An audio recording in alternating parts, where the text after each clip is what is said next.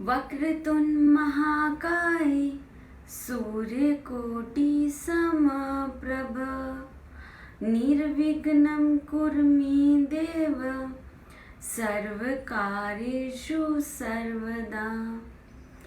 इस मंत्र का हिंदी में अर्थ है कि हे हाथी जैसे विशालकाय गणेश जी, जिनका प्रताप सूर्य की किरणों के समान है, हमारे हर काम को बिना विघ्न और बिना ऑब्स्टेकल के पूरा करना। लॉर्ड गणेशा को गणपति और विनायक जी के रूप में पूजा जाता है।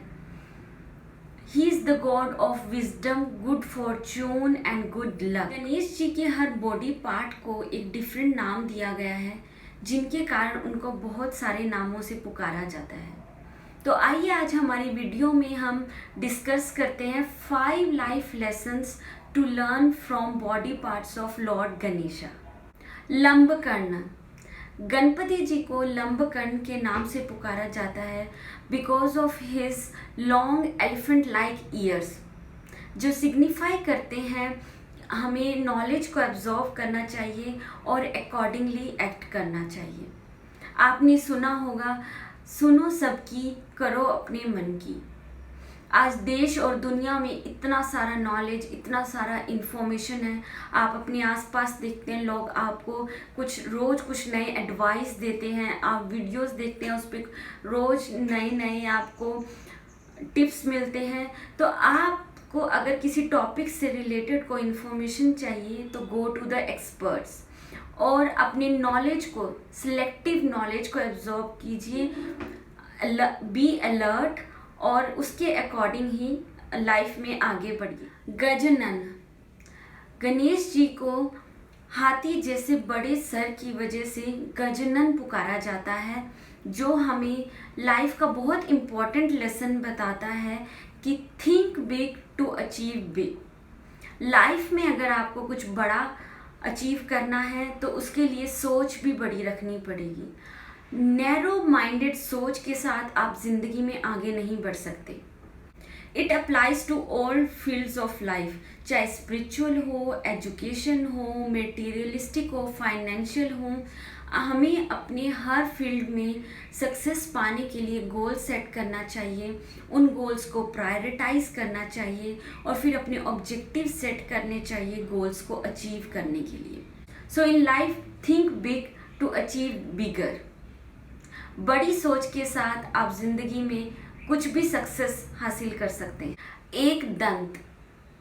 गणपति जी का एक दांत सिग्निफाई करता है adaptability, power to take right decisions and to act on decisions अनइमोशनली।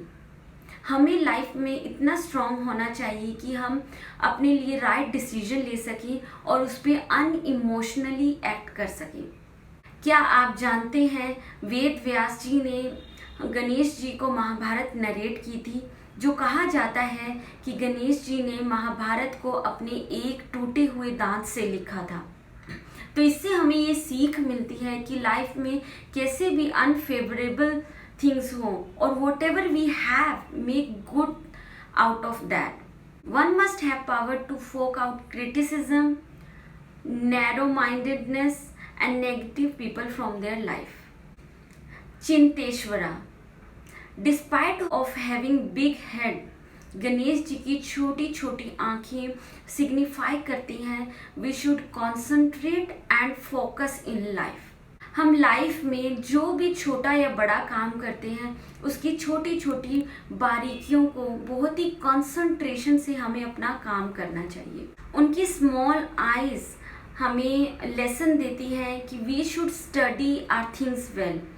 कोई भी आपको पढ़ाई करनी है या इंटरव्यू देना है, कुछ भी लाइफ में काम करना है तो उसका प्रिपरेशन करना चाहिए। We should see the bigger picture और फोकस वेल इन लाइफ।